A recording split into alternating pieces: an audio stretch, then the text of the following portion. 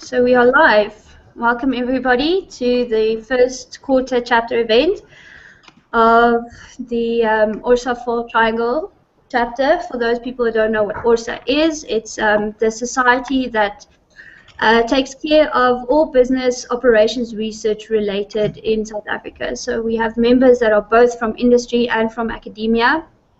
And we host conferences and we have chapter events, and it's all to try and keep the discipline of operations research alive in South Africa. And by the turnout from this event, we aren't doing too badly. So welcome to our speaker, David Wertheimer from Google.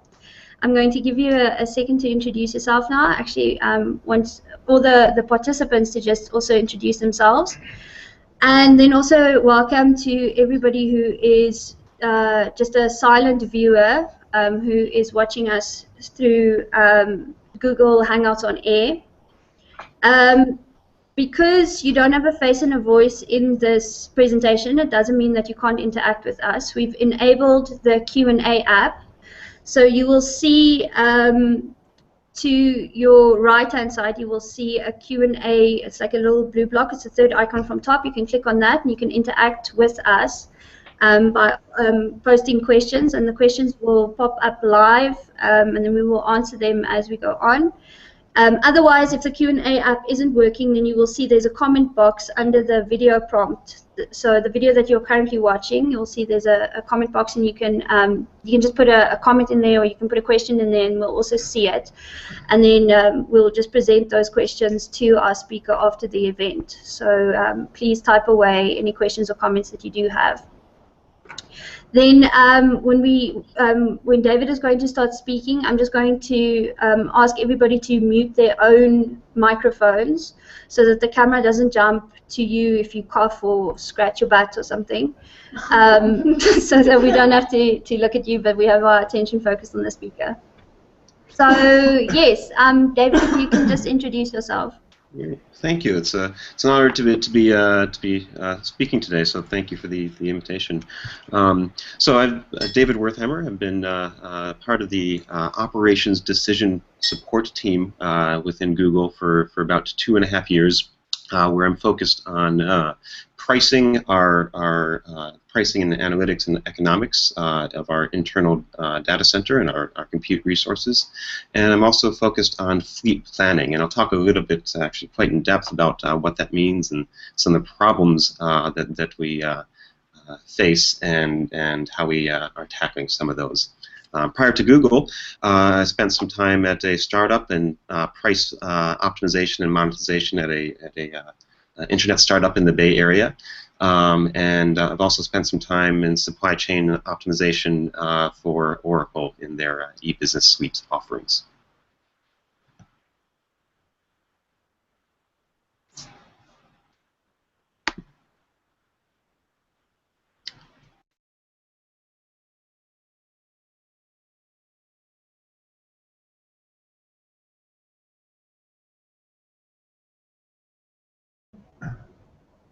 Click to present. Yeah. Sorry, we had a technical error this side. We've got to figure it out. Brian, if you can just introduce yourself. Yeah. Hi, folks. I'm Brian Eck. Sorry, the picture, the light is a little bit dim. I'm David's colleague here at Google, and been here about a year. I'm in charge of helping the network operations and optimization for their build-out of the network worldwide. And before coming to Google, I spent several years at IBM doing various jobs in operations research, including supply chain optimization and services staffing optimization. So happy to be here this morning. Thank you. Erich, just a quick introduction from your side. Sure thing. My name is Eric Esman. I'm working for a software development company based in Cape Town. I have to admit, I'm not an experienced operations research practitioner. I would probably describe myself more as an enthusiast at the moment, but very interested to listen to the talk. Thanks. Thank you. Ilse? Hi, I'm Ilse van Zyl. I work in healthcare improvement, and I'm honestly also not. I didn't plan to really participate. I read the message wrong, but here I am now. So I'm also an operations research enthusiast, and I'm keen to hear what you guys have to say.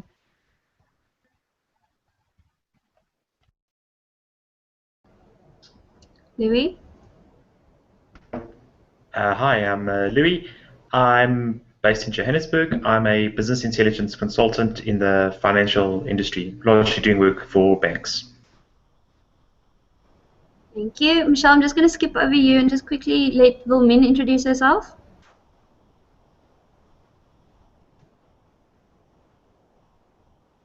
Wilmin?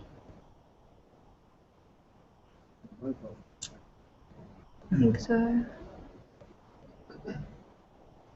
Okay, Michelle, if you can just introduce yourself and then also just who's with you in the room. Hi, everybody. I'm hosting the hub in Sasolburg in a boardroom in one of the Sasol offices. My name is Michelle Fisher. I work on all kinds of projects for Sasol. With me in the room is Gerrit Stryker, one of our simulation experts, and Vadim Ford, who works on human resources, workforce planning and modeling. Thanks, Michelle. I'm Lishan. I am the chairman of this chapter, and I work for a group called Decision Support in Sasol Technology. Sasol is a petrochemical company, and we have a group which helps with all kinds of stochastic simulation models and operations research techniques. With me in the room, I have Karin de Wet, who's an industrial engineer, Rwandi. I can't remember your surname, Van Zyl, who's also an industrial engineer. I have Esmi Conradi. She is actually qualified as a chemist, but she's been working in operations research now for 5 years. I have Annette van der Merwe, who's also qualified chemist, but you've been working in operations research how long now? 12 years. I have Malcolm Murray, an industrial engineer. This is your 3rd year with Sasol. And then I have Ebert Kaywood, who is a process engineer, but he is very proficient in stochastic simulation modeling. And then I have Dave Evans, who we are very honored to have. He is a former president of the society. And where are you based now? In Joburg. He's based in Joburg. Let me just let him introduce himself. I'm working with Sasol at the moment, looking at some municipal issues that we have in the town here. I started my career in operations research, I think it was 44 years ago. Should I have said that? Yes. So hi, nice to have you around. Thank you. Okay, so just some practical arrangements for the hubs. We will have a question and answer section after the talk. What we will do is if you have a question, just line up next to this presentation computer, and then you just slip into the driving chair, and then you can ask your question to David. Okay. So that's how we will do the logistics with the hubs. Otherwise, the people who have phoned in as participants, you are welcome to just voice your question after the talk. So with all the logistics in place, David, we are ready for your presentation. You may commence.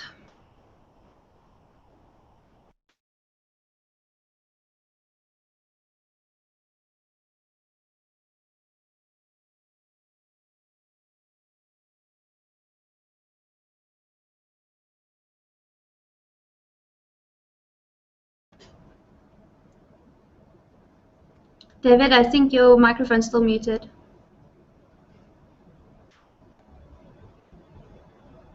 David? Okay. There we go. To get out of presentation mode and back into to slides. Okay. Are you able to hear me now? Yes, everything's fine. Excellent. Great. So thank you again for the opportunity to share with you what we're doing in the area of fleet planning. I wanted to start for a moment just to talk a little bit about the team of which I'm a part. So the operations decision support team within Google is embedded in Google's cloud infrastructure organization, which is responsible for building, provisioning, and making available our data centers across the world. The team itself is 18 quantitative analysts and analytical program managers, most with IE and OR PhDs, one with a computer science PhD, and a few folks with masters in analytical or quantitative fields from a variety of schools. Stanford, Berkeley, Cornell, and MIT are the biggest providers of the talent to this group, but a number of other schools across the U.S. and worldwide as well. Our engagement model is we are primarily embedded with the teams that we support. So we're not researchers or consultants. We don't produce a term paper or a list of 5 recommendations, and move on. We work on an ongoing basis with our partner teams to solve, really challenging technical OR-related problems in the space that we're working. That spans everything from how to plan for and provision network, for instance. That's the sort of thing that Brian focuses on. For how to build out and plan for and plan buffer capacity, for instance, in our data centers. How to make sure we're not stranding power. Which is one of the kind of most valuable commodities, if you will, in building a data center. A lot of really interesting problems, and we're just going to drill into just a small slice of those problems. So we're going to spend a few minutes talking about the fleet planning problem and Google's fleet overall, and then drill into a number of the individual problems, kind of how we would like to think about this in an overall overarching holistic fashion, and then the reality of how we have to think about it now in a bit of more of a piecemeal kind of point solution fashion, and how we're going to go from that into a more holistic fashion. So what we're looking at here is a just to give a little bit of a picture of what we're talking about when I say Google's fleet and data center. Looking at a data center in Lenoir, North Carolina, which is in the southeast part of the U.S. There's about 50,000 servers in this building, as an example, and this is obviously just one of many such data centers Google has across the U.S., Europe, Asia, worldwide. And our public filings show that we spend somewhere between $3 to $4 billion a year between the OPEX and the CAPEX on building and maintaining and managing these data centers. So it's a pretty significant investment, pretty significant undertaking. Each of these takes years to go from nothing, maybe an empty field, to a fully functioning data center, including procuring the land and the power, construction, and population of all the machines. Going into internal to the data center now, these are some pictures that show in the lower left one of the floor spaces in that Lenoir, North Carolina data center.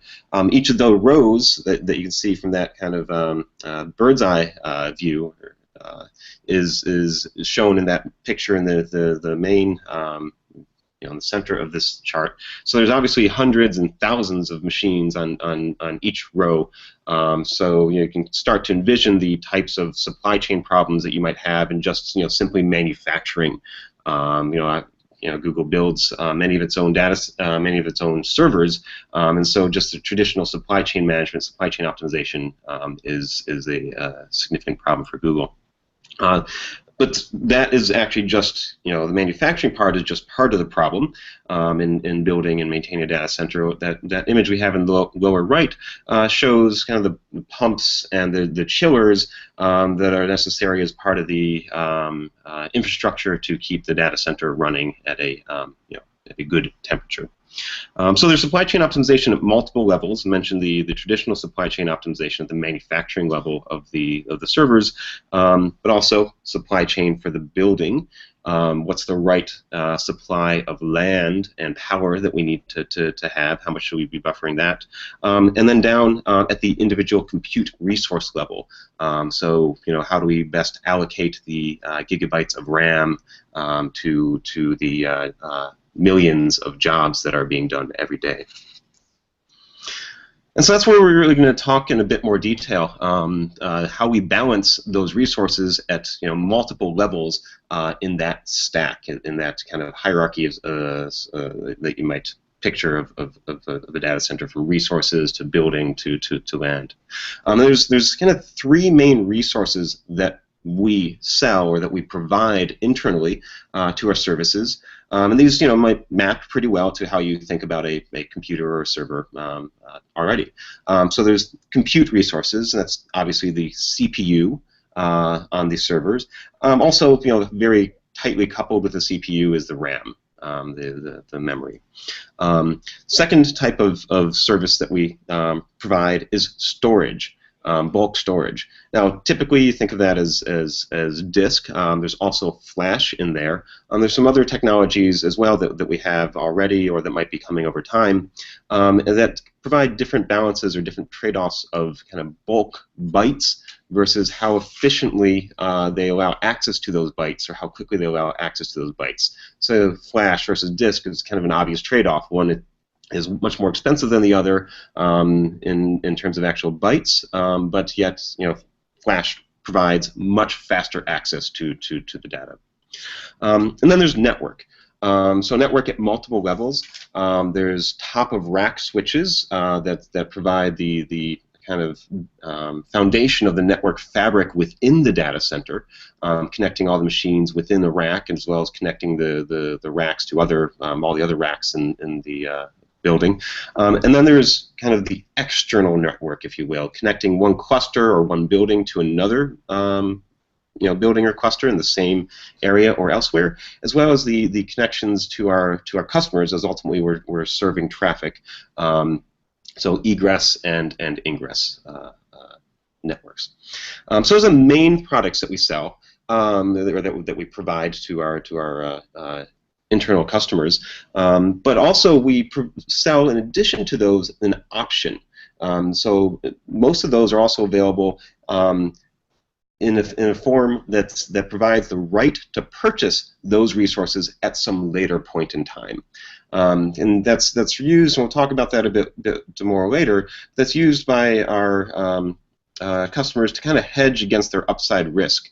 It takes years to go from bare ground to a finished data center, and so in many of the services within Google are projecting a hockey stick like growth patterns, and so how do they provision for that future growth in a way that allows them to respond in a faster than waiting for a new data center?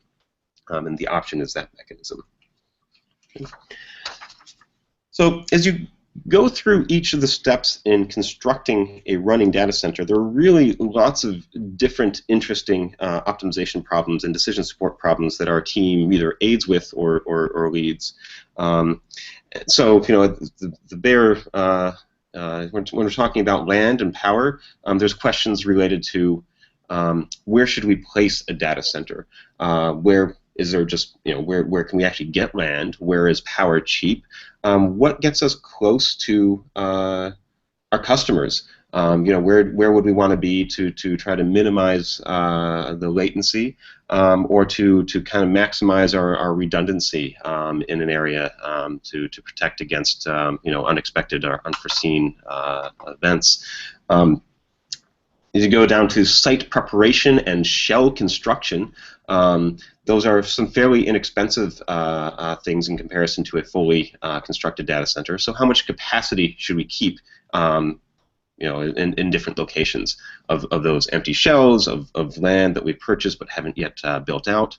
Then there's some really interesting problems as we start building out some of the internal infrastructure of the data center. How do we build it in such a way to kind of minimize the risk that we'll have to rip it all out and start over?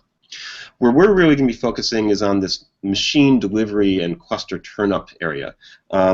This actually kind of spans, none of these problems are really isolated, and so when we focus in on the fleet planning problem, that really connects to kind of all 6 of those areas. But And so talk about machine delivery, how we cluster turn up, the decisions that go into, or the types of analyses we do in deciding when you would want to do a network refactor, which is kind of upgrading or refreshing the network fabric that is in a data center, as well as refreshing and upgrading the machines themselves. Because obviously the data center shell and that infrastructure long outlives, or if you design it well and implement it well, it should long outlive the lifetime of any particular machine. Now, when we talk about fleet planning, it's probably worth spending a moment to talk about what we mean by fleet planning. So we have a definition that we use, or fleet plan is a schedule of all known or planned changes to the fleet. And fleet planning, then, is leveraging our human judgment or automated recommendations to create, modify, evaluate, and select the best plans in such a way as to balance conflicting objectives. Objectives such as ensuring that we have sufficient capacity available, but yet operating within a prudent budget or a prudent spend envelope. So lots of interesting problems of a bunch of different categories that I just enumerated, and as we drill into the fleet planning area, there's lots of problems that emerge there as well. I think I'm probably speaking to preaching to the choir here. Many of us as practitioners understand that identifying the right area to focus on is itself part of the problem. This isn't a position where we're handed kind of what problems we should focus on, but rather we have to identify where we should be focusing. And there might be a lot of problems that look like they might spend $100,000 or $1 million, and we could spend a lot of time on those, and then be ignoring the $10 million or the $50 million problem that's just a little bit more challenging, or takes a little bit more to tease out that is in fact something we need to focus on. So spending time, stepping back and looking at what the big picture is and what are those big pockets of value is a big part of this role and the value that the team aids, that the team provides. So why is the fleet planning problem hard? You can think about, if you're just stepping back for a moment, though, you might think about this is just a bin packing problem. This is maybe a bin packing problem that's a little bit more complicated, but it's still in some sense just a bin packing problem. There's multiple dimensions of demand.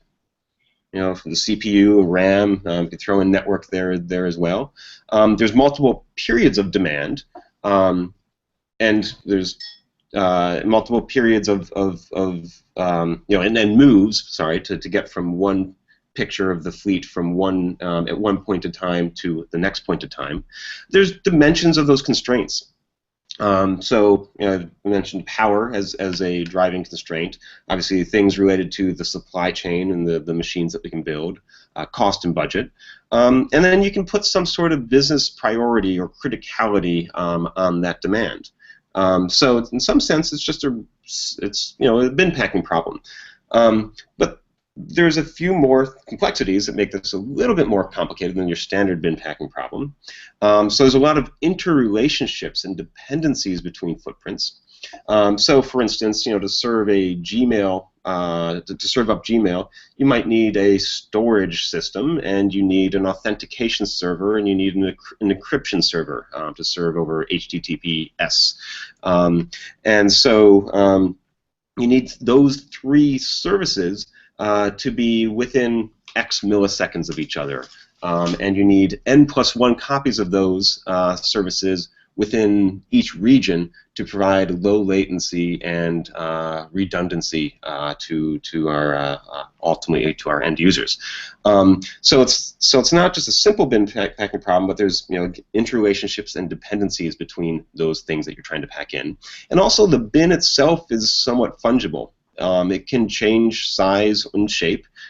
Space is really measured by power. That is really the driving constraint. There's, network is at times a constraint. Cooling capacity is also at times a constraint. But space, when you think about space, it's really what is the power capacity that goes into that shell. How much power did we contract with? What are the ratings of the breakers that we've installed, and so forth. And so when you think about power, well, you have a lot of flexibility in what types of machines you could put in. You could trade off disk for RAM, or trade off disk for, take out a lot of disks and put in, some more kind of compute-heavy servers. We could take out all of the just one generation old machines that are in one particular data center, and we could stuff in the latest super efficient machines. To make sure that we get even more resources out of a particular data center. But then we have a question about what do we do with these just slightly older, still TCO positive, still valuable servers? Where should we redeploy them? And the final thing that makes this a little bit more complicated with respect to a bin packing problem is that the supply is fungible as well, and that we can spend money to change the status quo. For instance, if we're building a data center, we could spend money to throw a third shift the third shift of electricians to bring it on faster. But then there's questions about how much does that actually cost? Are they actually are there additional electricians in the region that we could that are available to us, or might we have to bust them in from elsewhere? So it is a bin packing problem. It's a complicated bin packing problem, but still, complicated analytics and very sophisticated optimizations. That's kind of the sort of thing that Google does. Picture our search engine that in itself solves some really complicated things really quickly. So you might think that this is the perfect opportunity for some sort of all-seeing planning engine. Because even better, all our demand, or at least most of our demand, is internal. So our business units know their current and desired footprints, their current and desired positions. Those dependencies that I referred to, though they're complicated, we would think that they could be, in fact, fully expressed. We have to understand what those dependencies are now in order to make sure that we have a working fleet, to working services. We can place an economic value on different outcomes, and we do know, and that's a big part of my role, the cost of moves, the costs and the lifetime of each asset. So we should be able to put this in some sort of extension of a multi-period bin packing problem and solve it through some sort of linear optimizer or some other sort of heuristic optimization technique. Now I say all this about should be able to do this. We would like to be able to do this, but the reality is it can't be solved perfectly and it can't be solved holistically today for a lot of reasons. And so some of those are organizational. We've only recently transitioned to a more decentralized planning infrastructure or planning system where we're asking our individual business units to make long-term planning decisions and forecasts, whereas previously we had done that centrally. And so there's some limits in tooling and limits in kind of organizational understanding and comprehension of how the individual business units should go about doing that. Another interesting thing is that we just can't possibly explore all combinations in a full fashion. And one of the reasons is that those dependencies or those interrelationships, we don't yet have a robust language with which to express them or to define them. Those are more kind of defined by practice, by rules, by documents, not in a kind of codified system. And another reason we can't explore all those combinations is that that supply exploration maps to the physical world. So, as talking about adding a third shift of electricians to building out a data center, well, we need to ask our construction teams to quantify the time savings and the additional capital outlay that would take. Doing that sort of evaluation, obviously, takes time itself and detracts from their ability to execute on the current plan. And so there's a kind of strong limit on how many of those kind of physical data center accelerations or physical changes, physical negotiations with our utilities that provide us power, for instance, that we can actually undertake. Also, a lot of the data is unknown. I'm sure this is something that many of us work with, kind of poor or incomplete data. Some of it is just kind of is just the state, the fact that it's just forecasted.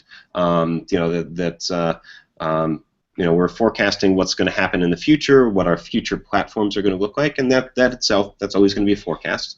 And we just have to understand that, do the best that we can in forecasting that, but understand that's a forecast. In other cases, we have poor systems or no systems. The poor systems, as I mentioned a moment ago, in that transition from a centralized planning system to a decentralized planning system, we don't yet have a really solid system where we collect who wants what from when and where. And so that's something that we've been kind of cobbling together and building up over time. But right now I'd still call that a poor system. There's other places where we just don't have any system. And again, coming back to that enumeration of dependencies, that's captured, if you will, the system is in documents, Google Documents, spreadsheets, tribal knowledge, but not codified in kind of the rules that can be read by some machine algorithm. So you have potentially millions of decision variables with imperfect data. We're looking for that grand unifying theory, if you will, to kind of allow us to pull all these pieces together. So that's the state of where we are, and kind of what this problem looks like overall. I'm going to spend some time talking about the individual problems that we're tackling, and right now in a little bit more of a one-off process, as we part of my time is spent kind of solving problems tactically, the here and now, and part of my time is spent thinking about how we will then take those kind of one-off solutions and integrate them into a more holistic framework. So I'm going to talk about a number of things that myself and the larger team has been working on related to assumptions alignment, sensitivity analyses, Monte Carlo simulations, different types of analyses, different types of optimization tools that we've been applying to get at some good point solutions. Okay. The first thing I'm going to talk to, and this seems really basic, just alignment of assumptions. It's kind of the grunt work that provides a foundation for more advanced analyses and optimizations later. But just getting multiple teams and a large number of teams to agree on some of the basic planning data is absolutely critical. And it's become increasingly critical as we've opened up the planning process to a larger number of teams. An example of this is just the power efficiency of a unit of compute. So understanding how efficient, how many watts a machine uses or a gigabyte of RAM uses is absolutely critical. And we have pretty good systems and an understanding of that for our current platforms, what's currently deployed. Because if we're wrong on that, circuit breakers trip, fires start. So current platforms need to be incredibly accurate, but we have kind of a disparate set of forecasts for our future platforms. To understand the efficiency of future platforms, it's forecasted by a number of different teams that are interested at different levels of granularity, at the component level versus the machine level versus the rack level, or even cluster level, to forecast aggregate power. And so kind of aligning those different subject matter experts into one data source and one forecast has been a tremendous task, but it's absolutely critical just to get to some more interesting tools. There's a number of other examples as well about this enumerated two more here. There's probably a dozen or two kind of stories where we can talk about where it's surprising about the misalignment on assumptions that's happened internally. Another tool that we use to kind of tease out where we should really focus our time is a sensitivity analysis. So how much does accuracy matter? One example of that is a costing or pricing model where I focus, spend some of my time, which has itself 25 inputs. Some of those inputs are scalars, others are large matrices. For instance, the matrix that indicates what is currently deployed in our fleet, and which ones matter to get right. And it's understanding that is made more complicated by the fact that the output itself has hundreds of elements. So it's not just a simple sensitivity analysis that where you perturb the inputs and see the output on the difference on one number, but you need to kind of measure the difference on a matrix of outputs. So as we've done, so we've spent some time kind of codifying that and implementing a sensitivity analysis where we can understand the impact on the range of outputs.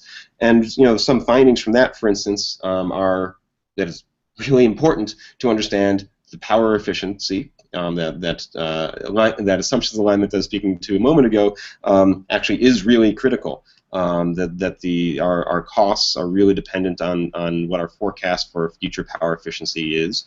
And another element that drives a material amount of our costs is depreciation. So understanding that aggregate amount of depreciation and how to apportion that correctly amongst all the individual resources is critical. However, another input, such as utilization, how well are we utilizing our fleet? While that's important elsewhere, that's one of the inputs here, and it turns out that's not that important for pricing, and so we can kind of sweep that one and under the carpet with respect to fine-tuning that. So imagine we've all seen weather charts like the one here, and we all somewhat intuitively understand that it represents a growing uncertainty on an outcome the further into the future we try to predict something. And so we'd like to be able to generate similar types of forecasts within Google for what's the likely cost at some point in the future where we have greater confidence nearer in or less confidence further out, or how many resources might we be able to provide, again, greater confidence the nearer the horizon of the forecast. And there's sometimes a little bit of a cultural disconnect in trying to generate that kind of cone of uncertainty when working with our partner teams that provide the raw data. That we're working with a lot of precision-driven engineering teams that are very focused on the here and now and tactically making something work, aligning clock speeds between components and delivery of hardware, for instance. And some of these teams are kind of less inclined to make what they perceive as wishy-washy forecasts about what might happen a year out or 18 months out. Ideally, we would be able to look at our past forecasts, step back, maybe not even necessarily go to our subject matter experts, just look at what the forecasts that have been provided, the point forecasts that have been provided in the past, and measure and model that uncertainty or that typical error. The reality is, though, that there's often not enough data to model that explicitly. So we spend a fair amount of time trying to tease out with our partners, with the data subject matter experts, what that uncertainty is by phrasing the questions in different ways. Not just what distribution is does this might you model around this data, but what bet might you be willing to take if would you take if you're plus or minus 10%, would you be indifferent on a bet that says I'll give you $1 if you're within that 10% and $9 if you're outside that? I'm sorry, flip that around. $9 if you're inside that and $1 if you're outside that. What's that kind of indifference measurement that people might, our engineers might react to? And so we spent some time kind of framing this in different ways in order to tease out that uncertainty from the subject matter experts where indeed we think that the data is really sensitive, or that the model is really sensitive to the data. So we also do a fair amount of Monte Carlo simulations at Google for the fleet planning. If you recall, the business units can buy options or machines. An option is the right for a machine in the future. And so the Monte Carlo simulation is particularly useful in translating the option sales to likely machine sales. And that's important for us because we would want to know how many machines we might expect to need to deploy, so that we can forecast our actual OPEX, our cost, make sure that we aren't selling uncovered options, for instance. And so when a business unit buys an option, we do not know when or even if those options will actually be exercised. If the business unit exercises 100% of the option, that might mean that the only way that we could possibly fulfill that is to take out perhaps some less efficient machines that might already be deployed in that cluster and stuff in the latest and best and fastest machines, and stuff it to the gills, fill it 100%. Or if the business unit exercises just a fraction of their option, we may be able to leave the machines that are already there, or deploy less efficient but still kind of TCO positive machines, perhaps the latest generation -1 or -2 of machines. So given that we don't know how much each business unit will exercise where, we don't know how many of those newest machines we'll need to build, and so we can't plan our supply chain around that. However, we do know in aggregate how much budget each business unit has and what that means for the maximum amount that they could possibly exercise. So we can build a Monte Carlo simulation of possible exercise rates, where we simulate different exercise rates in each cluster or in each in each of their options, so that we can figure out how much parts inventory that would mean we have to procure, and potentially as well how many machines we might be idling of earlier generations. So another type of analysis that we we spend some time on is scenario planning, trying for some of those kind of key data elements that drive to which the models are very sensitive. What would happen if those were different? And that then, if we focus in on those key scenarios and those key differences, that allows us to kind of identify just a small number of specific scenarios that our stakeholders can understand and relate to, rather than producing or sharing a kind of large, complicated sensitivity analysis or Monte Carlo simulation, which may be kind of less easy to digest. Even when we focus in on the scenario planning, however, like the pricing example that I spoke to earlier, there's kind of millions or at least hundreds of data elements that are impacted under different scenarios. So if we look at a pricing example, that we produce a unit price for different types of compute and storage and network, for different points in the future, and for different time horizons in the future, and for different regions. And so kind of visualizing and understanding that the output of a scenario plan is itself potentially challenging. And so we spend some time thinking about what the best way to communicate that data, that output is, rather than just kind of than focusing in on a single metric. There's a number of places where we do mixed integer programs, and I think I'm running a little bit short on time, so I'm going to just speak to this one fairly quickly. That's in some of our And some of the planning processes, and we're able to kind of enumerate what many of those constraints are. If we kind of sweep under the rug the supply fungibility, if you will, and sweep under the rug some of the dependencies and some of the interrelationships between footprints, we can in fact use some bin packing techniques in order to solve the process of figuring out what goes where given the different economic values that the business units place on their demand. And so this is an example where we've used basically a combinatorial auction, a multi-period combinatorial auction to figure out who should get what, where the business units can express their requirements in some sort of flexible language. We determine who gets what at what price. We've used a first price auction, but you can also imagine that this might be a Vickery or second price auction. The challenges are, though, that doing this, in a more simplistic fashion, ignores a lot of constraints. It requires the business units to scenario plan far more than they've previously had to, given limited tools, given the struggling that they're having planning out. The struggle they're having planning out to a longer horizon already, and it ignores the question of how to get from their current positions to the footprint that they've ultimately won.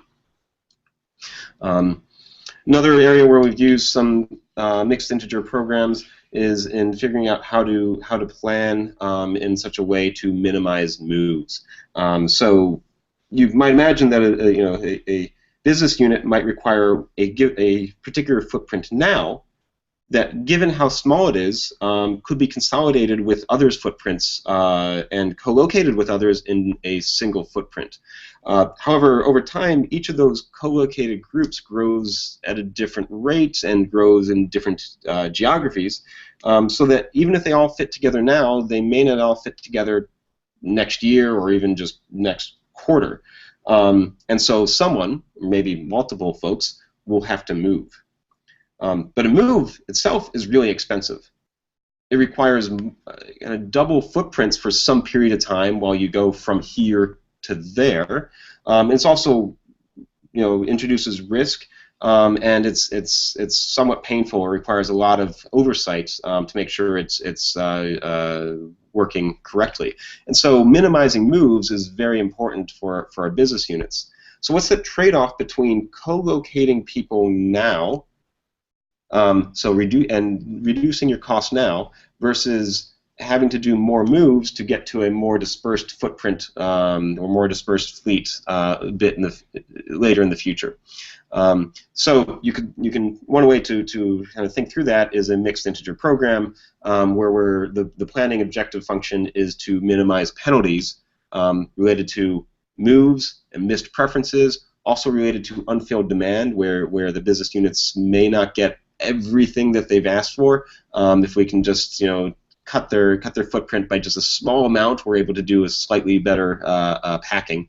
And also, of course, we want to minimize, as you do a move, you potentially idle some economically viable machines, and that when you have that double footprint, as soon as you complete the move, though that second footprint, the need for that disappears, at least as part of the move.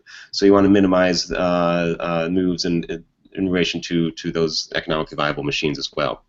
And so there's some constraints and decision variables, and we spend a lot of time understanding the data and the infeasibilities of this model, more so than fine-tuning the constraints and revisiting the model itself.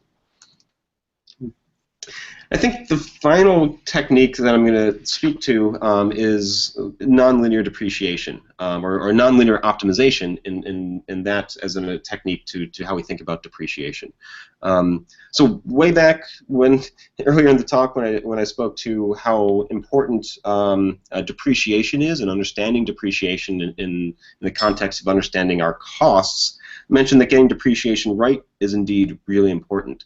And there's two ways that you can think about depreciation. There's the accounting way, which is over 10 years or over 3 years, you lose 1/3 of the value every year. The other way is to think about kind of the lost economic value of an asset, and do a kind of mark-to-market pricing approach. So over over the life of a machine, it loses value for 3 reasons. Components get cheaper. So new machines of the same configuration get cheaper. New machines of a new platform get faster. And new machines of a new platform use less power. So the remaining value is how much compute power costs now, and the old machines need to have lost enough value to be equal in performance normalized terms to a new machine. So rather than calculate depreciation directly and explicitly based on some a priori known depreciation schedule, we can back into depreciation in such a way that the costs of all platforms should be roughly equal. And to illustrate that, it looks something like this, where we, as you go from older platforms to newer platforms, your operating expenses are obviously declining for a given unit of compute, but the depreciation load of your newer machines should be set to be, of your older and your newer machines should be set to be equal, so that, or should be set to be such that the total cost of OpEx plus depreciation is about the same.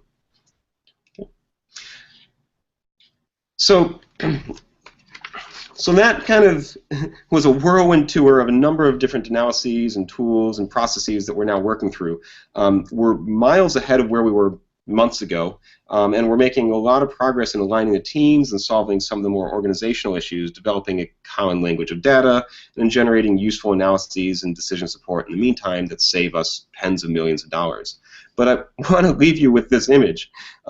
If creative engineering has been able to solve this problem, then certainly we, inside Google, will ultimately be able to come up with some sort of grand unifying theory of fleet planning as well.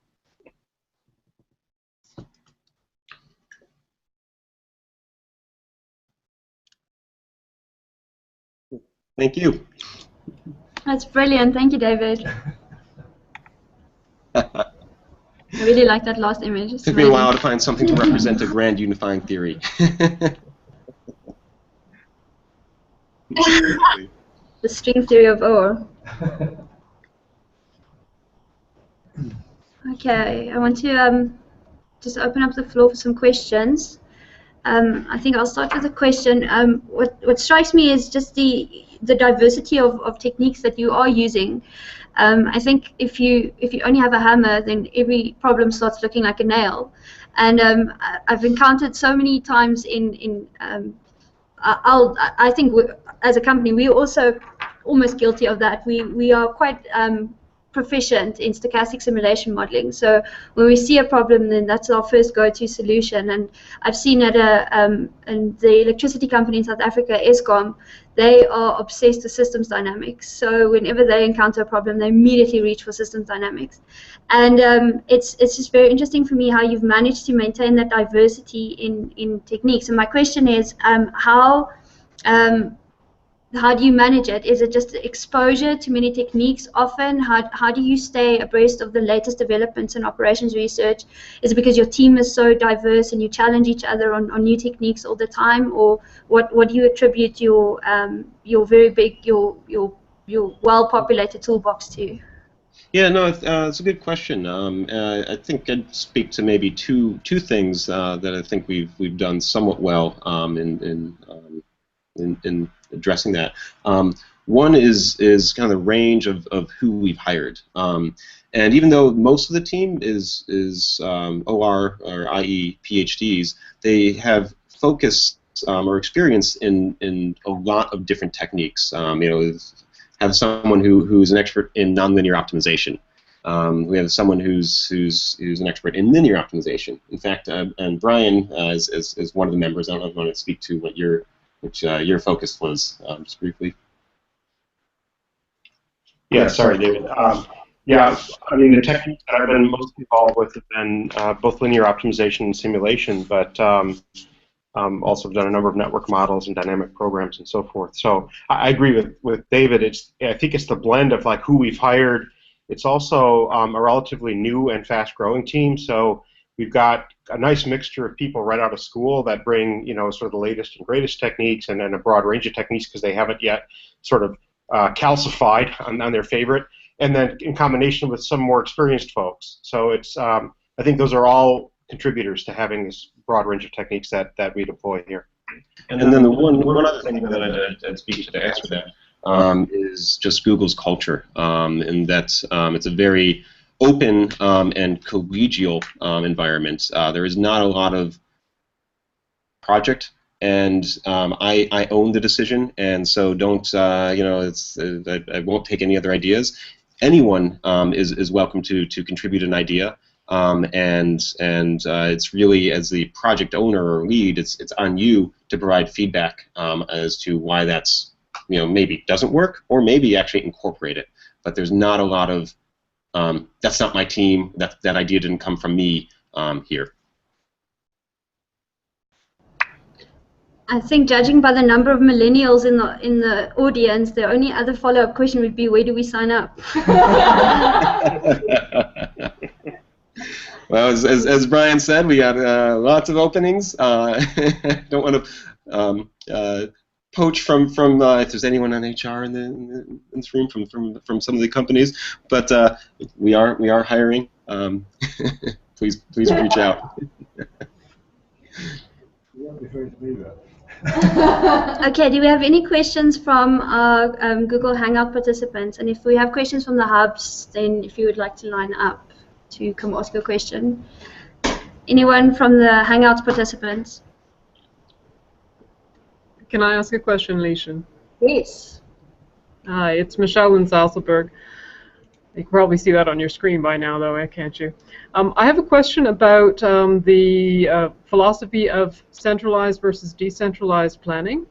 And because we find we do strategic planning centralized for the trade-offs between business units here, and then we also, each business unit has a planning team which is doing their slightly shorter-term focused planning on the ground. So I was wondering if you could speak to a little bit about the trade-offs between centralized and decentralized planning at Google, and then your relationships with the decision makers or your customers when they're dispersed across the business units.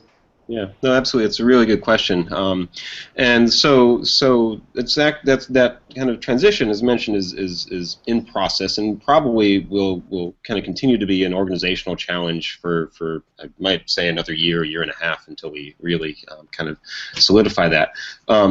And there's a trade-off when we do centralized planning. Father knows best. We're able to do a better job, perhaps buffering, making sure we're holding what we think centrally is the right buffer.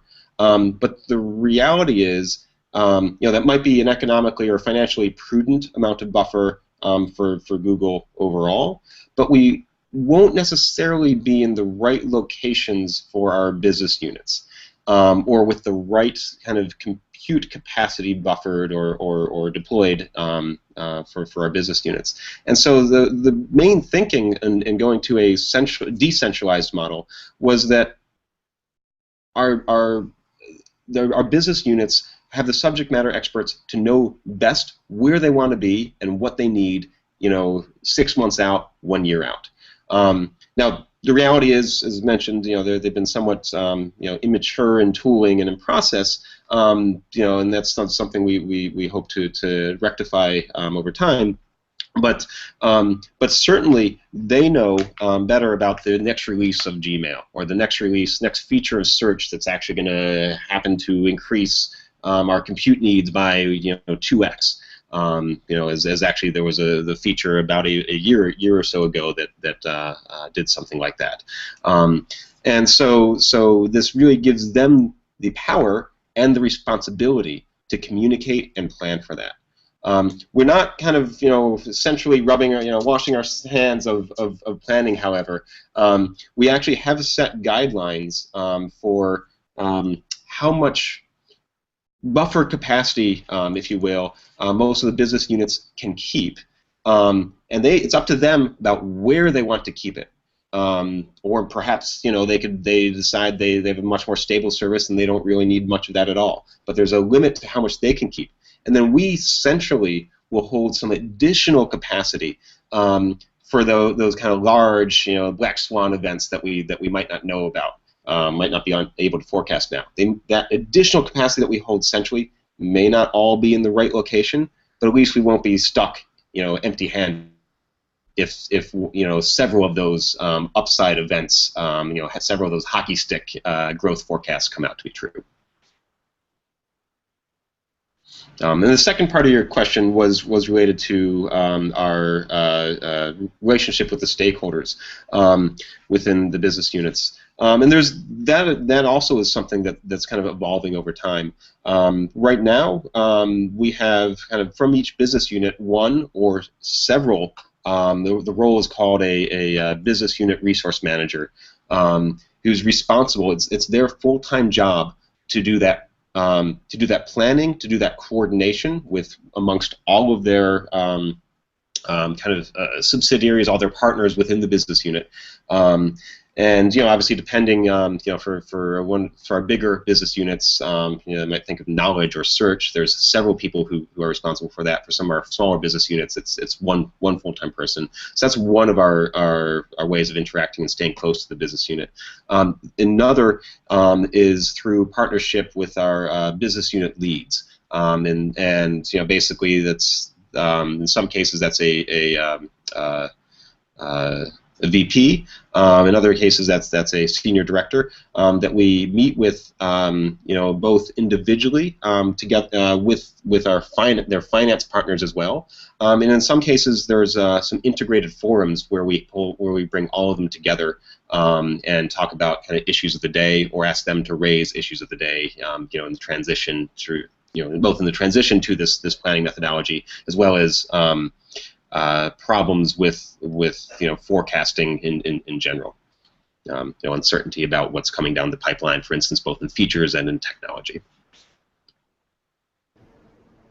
Thanks, David. It was a fantastic talk. Thank you. Thank you. Any other questions? Yes. You mentioned black swans, David. One of the things which Nassim Taleb talks about extensively is how incredibly bad humans are about anything that really involves probabilities. And you did mention probabilities several times during the presentation. Do you find the same sort of thing, that you're having to sort of second guess people because they don't understand non-normal distributions, for example, with fat tails or long tails? Or have you got a step without having too much trouble there? No, absolutely, and that's a really good question. I think you asked, do we have to do a lot of work second guessing because people don't understand non-normal distributions? I would actually say that we have to do a fair amount of second guessing because we're not even getting to a distribution in the first place.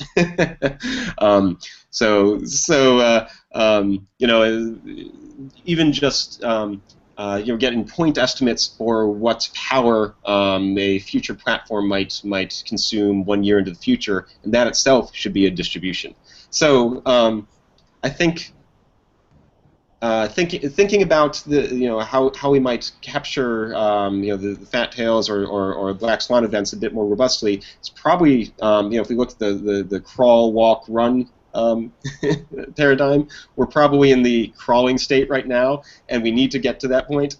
But that is probably something that we'd need to be thinking about a bit more explicitly with a longer term. Thank you. Okay. Anyone else? No questions from the hub? From yours, Michelle? No more questions here in Salzburg, Vishen. And no questions from our participants. I've checked the invite to the Hangout. I also don't have any comments from any of the viewers. I suppose that concludes our meeting, David. Great. Thank you. It was an honor speaking with you folks, and thank you for the opportunity. Thank you so much. We really appreciate it. I just want to use the last 30 seconds of this broadcast to punt our conference. The conference registration is open now. Anybody can go look at orsa.org.za. That's orssa.org.za. Early bird registration is open for our conference 14 to 18 September. So I just had to get that in there while we are on air. So thank you so much, everybody, for participating. Thank you, everybody who phoned in and all the viewers that we couldn't see. And this broadcast is available on YouTube. I will send you all the links so you can download the video or you can keep it for future reference. Okay. Thanks for organizing this. Thank you. Cheers. Thank you very Bye. much. Okay. Yeah, thank you, David.